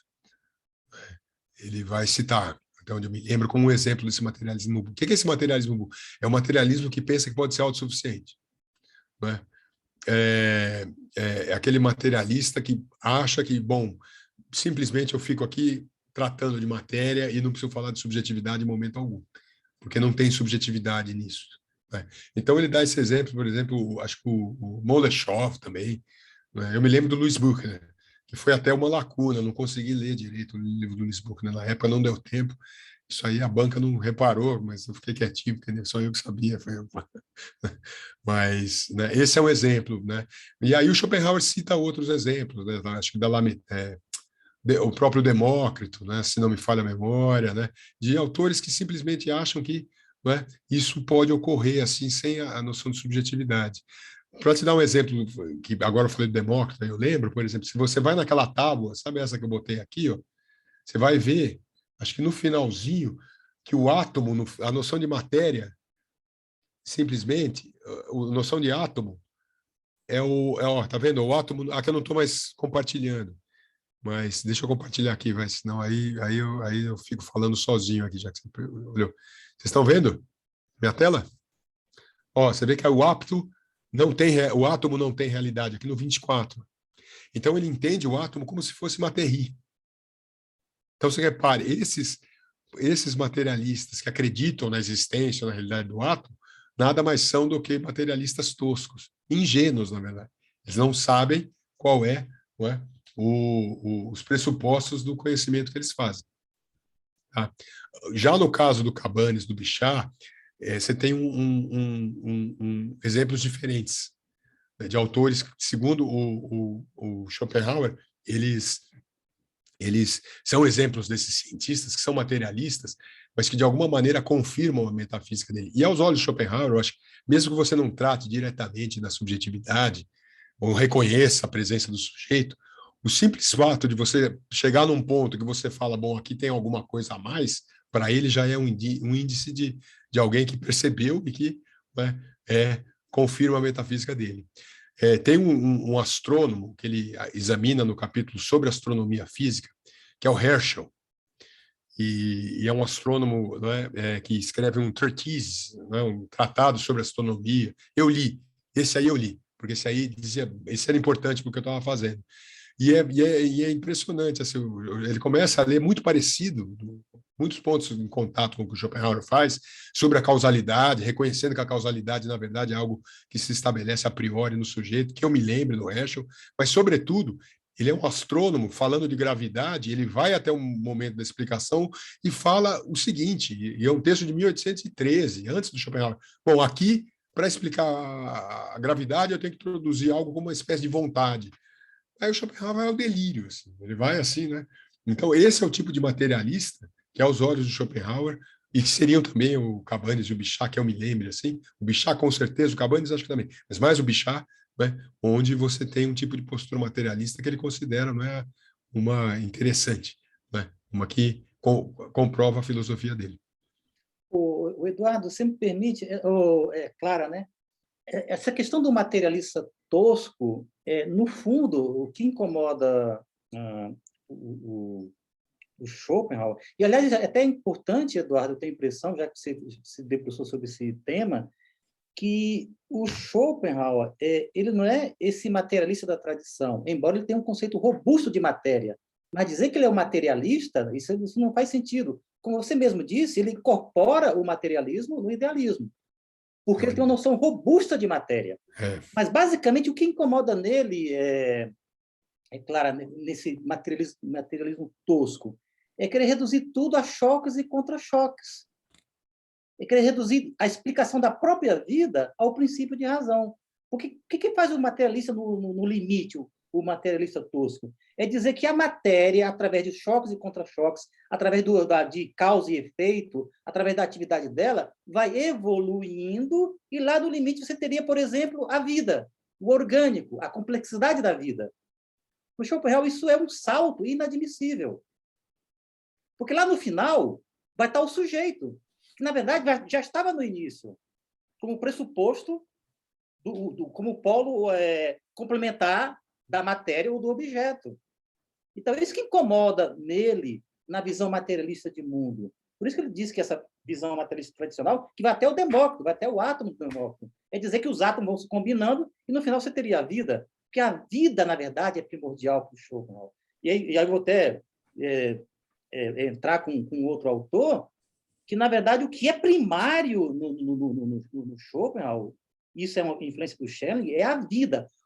O misterioso é a não-vida. Isso que é misterioso no mundo. A não-vida é uma espécie de calcificação da vida. Ele está muito próximo do Schelling disso. Por isso que ele não aceita esse materialismo tosco, né? Porque a vida que é o originário. Por isso que o conceito fundamental da filosofia dele é vontade de vida. Ele diz, onde há vontade, haverá vida. Então, aí, por isso que é importante essa leitura do Eduardo, porque para a gente compreender, essa matéria, na verdade, como ele mesmo diz, é um ens ratione, é uma matéria imaterial.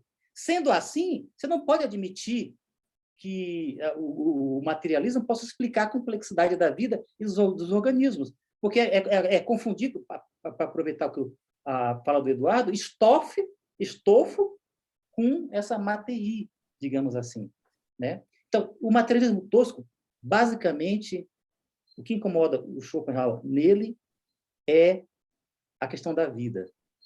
E querer explicar a vida através da evolução, digamos, da matéria. Como é que você vai explicar a complexidade de um organismo, pulmão, coração, fígado? Então, quer dizer que tudo isso se originou da evolução da matéria? Para o Schopenhauer, isso é um completo absurdo.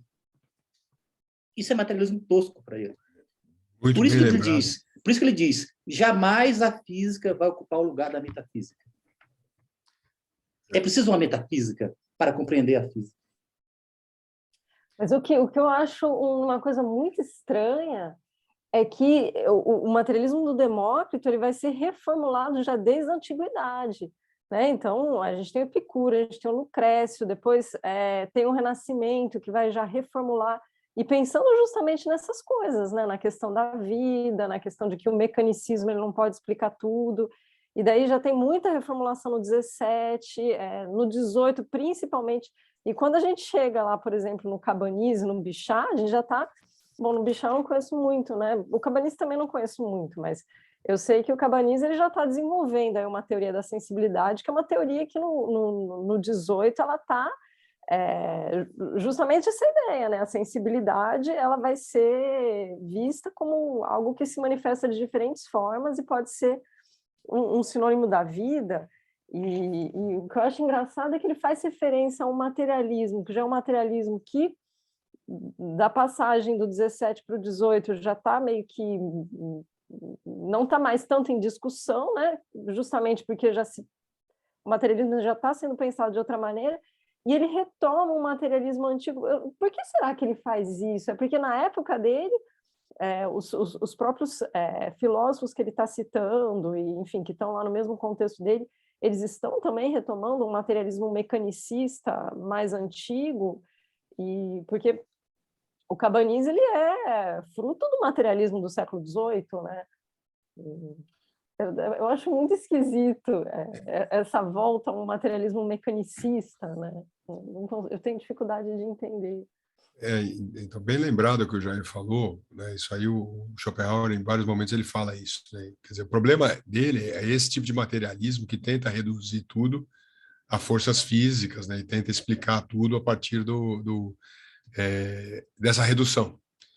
né? Então, o Schopenhauer vai se debruçar contra esses autores, né? E aí, como eu disse para você, o Vogt é um exemplo, acho que aí o Buchner também, acho que o Louis Buchner, enfim, para você ter uma ideia, né, o Schopenhauer também, dentro desse quadro, na verdade, e o que acontece? Eu acho que ele se aproxima, como você bem observou aí, desses materialistas que já estão mais próximos à perspectiva dele, entendeu?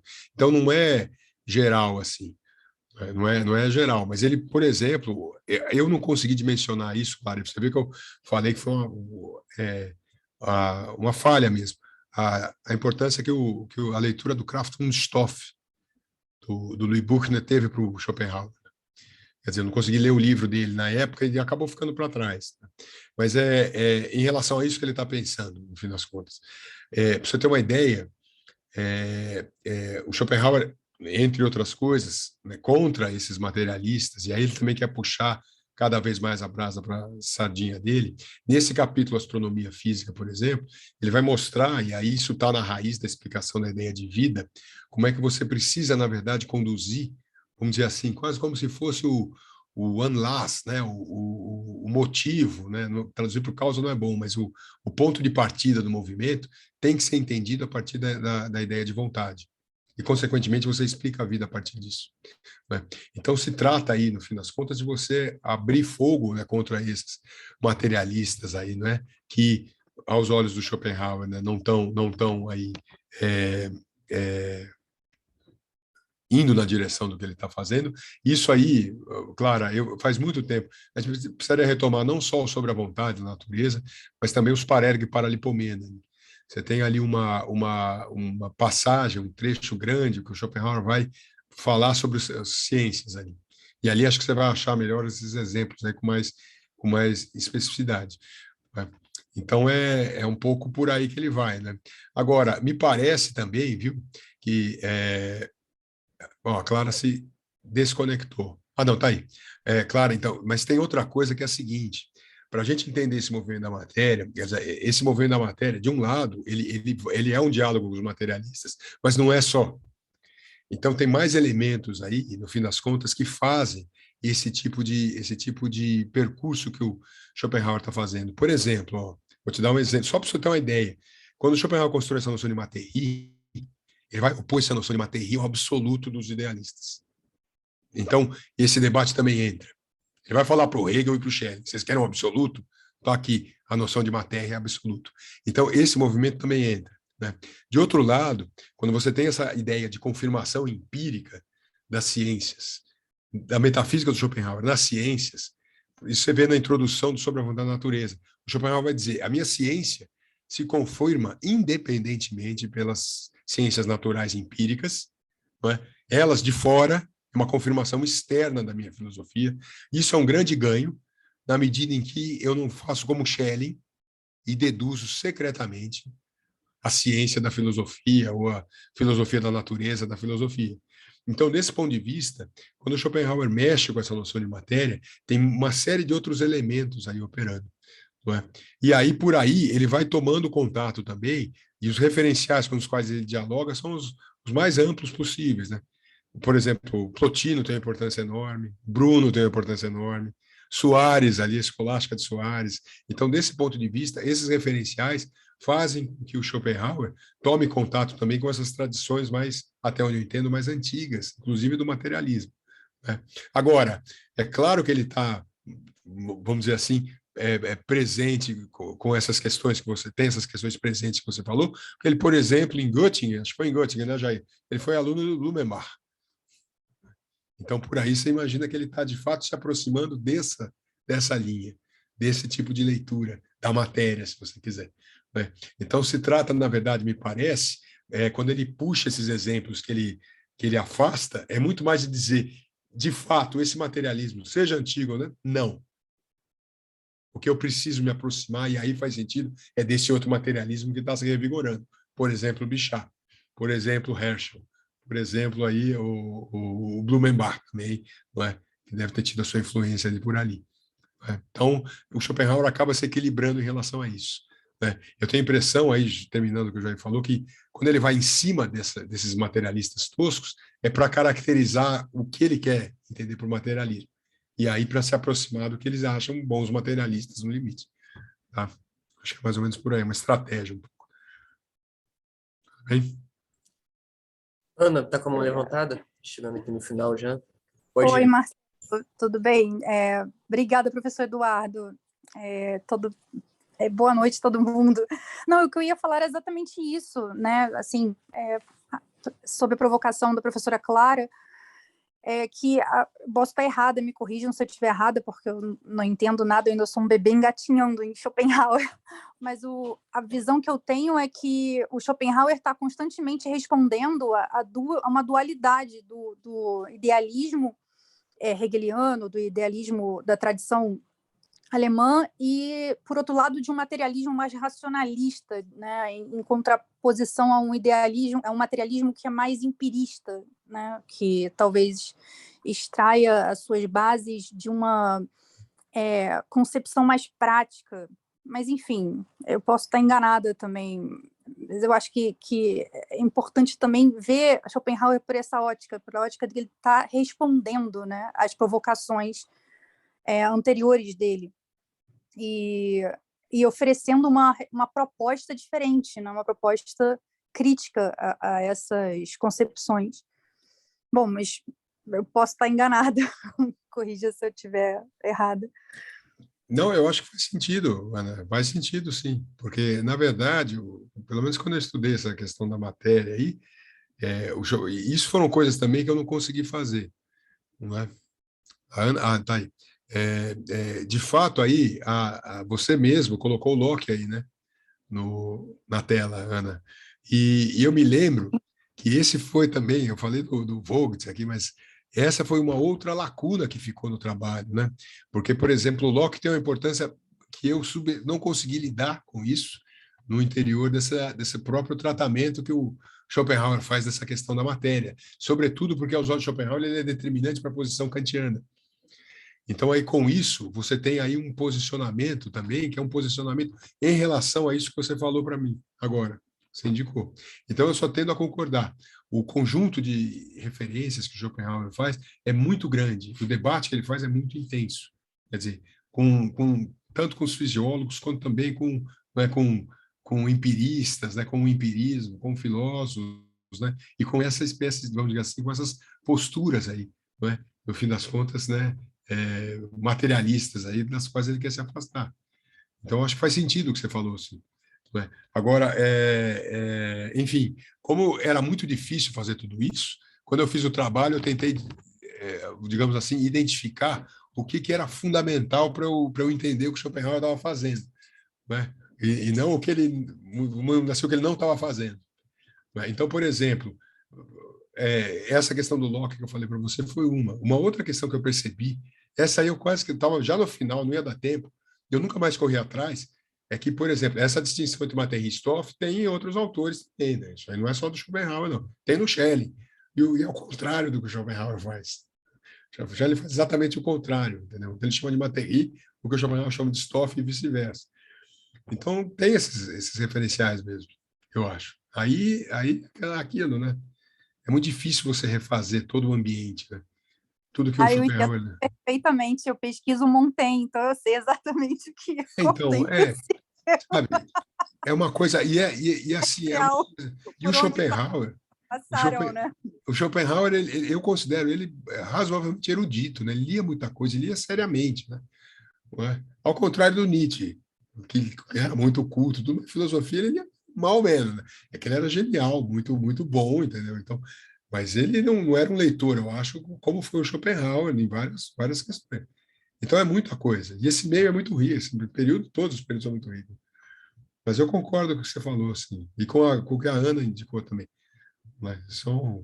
Aí teria que fazer uma pesquisa específica, eu acho. Eu não tive tempo, porque eu estava tentando entender a matéria, né? Essas questões vieram meio no bolo, assim. Mas eu não tive tempo. E depois eu me fui para fazer outras coisas na vida. Mas de refazer esse quadro histórico. Né?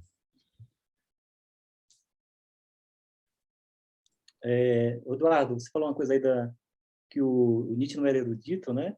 Tem alguns filósofos geniais que não eram eruditos, não liam muito, né? Por exemplo, concordo contigo, Nietzsche realmente leu pouco, né? Concordo contigo também, o Schopenhauer era um erudito, mas um erudito refinado, né? E eu acho que o Descartes era um erudito, mas disfarçava que não era, né? Começou tudo do nada. E outro sujeito também que não leu muito, nem literatura, nem filosofia, foi o Kant, né? Mas eram tão geniais, né? Então, esses dois grandes filósofos, Nietzsche e Kant, eles não eram eruditos, eles não leram muito, né? Então, é interessante isso daí, né? Agora, concordo, o Schopenhauer ele era erudito e muito refinado, né? Mas eu desconfio que o Descartes era erudito, mas ele não revelava, ele disfarçava. É, é. O Nietzsche, eu acho que ele, na verdade, no fim das contas, vamos dizer assim, ele começou lendo Schopenhauer, lia muito ali, mas depois de um tempo que ele começou a fazer a crítica dele, ele não precisou parar muito mais, entendeu? Tinha meio... Mas ele lia, né? Maneira, brincadeira um pouco, sendo maldoso aqui com o Nietzsche. É. Aquela história, né, de que o Kant nunca saiu de Königsberg também, né? Mas, enfim, brincadeira aqui com os kantianos, os nietzschianos.